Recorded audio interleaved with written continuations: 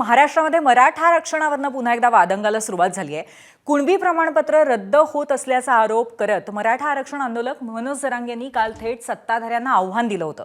मनोज जरांगे यांच्या मनात काही गैरसमज असल्यास त्यांच्याशी थेट चर्चा करून ते दूर केले जातील, असं राधाकृष्ण विखे पाटील यांनी आज म्हटलंय। कुणबी प्रमाणपत्रावरनं जरांगेंनी दिलेल्या चॅलेंजनंतर राधाकृष्ण विखे पाटलांनी सामोपचाराची भूमिका घेतल्याचं दिसतंय। त्यामुळे आता जरांगेंची समजूत घालण्याचं मोठं आव्हान सरकार समोर असणार आहे।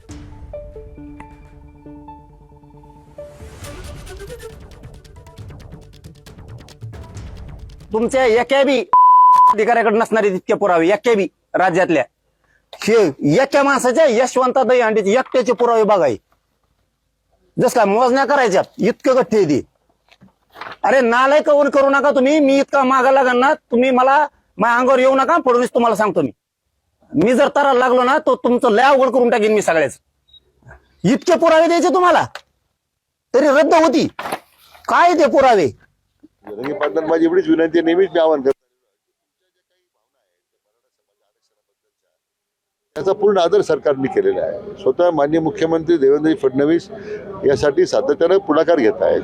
पण मला लक्षात नाही, म्हणजे मला माहित नाही की मी त्यांच्याशी बोललो नाही, पण मी त्यांना भेटणार आहे की हे गैरसमज कुठं होतात, काय होतात, कशामुळे झाले, कोण करते गैरसमज आहे की ज्यामुळं शासनावर अशा पद्धती टीका करण्याची त्यांना वेळ मिळते, वेळ येते। तशी काही वस्तुस्थिती नाही आहे।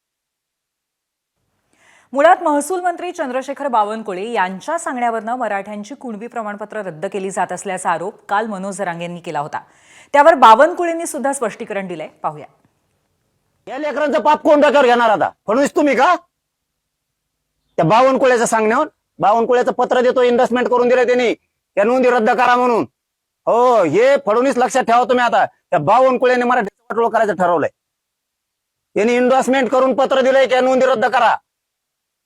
तुमचे निवडून नाही आले म्हणून तुमच्या निवडणुकीसाठी माझे मराठी लोक मारणार तुम्ही?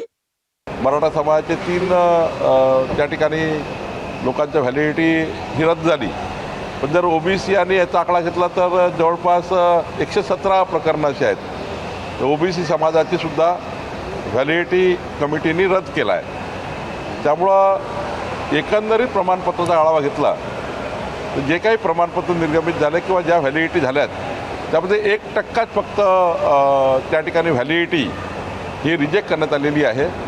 बाकी 99% ठिकाणी व्हॅलिडिटी देण्यात आली आहे।